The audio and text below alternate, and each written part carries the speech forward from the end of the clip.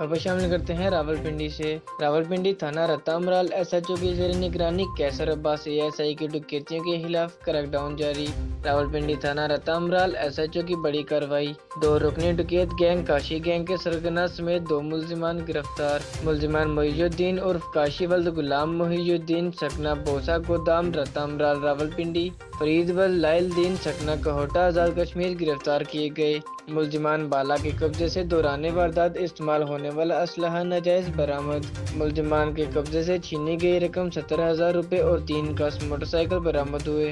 मुलजिमान के कब्जे से नाजायज असलहा बरामद होने पर मुलजिमान के खिलाफ मुकदमा दर्ज करके मुलजिमान को हवालात में बंद कर दिया गया। पुलिस का कहना है कि शहरियों की जानो माल की हिफाजत करना पुलिस का अव्वलीन फर्ज है। जराइम पेशा अनासिर के खिलाफ कार्रवाई करते रहेंगे। नुमान चौधरी, आलमगीर न्यूज़, रावलपिंडी।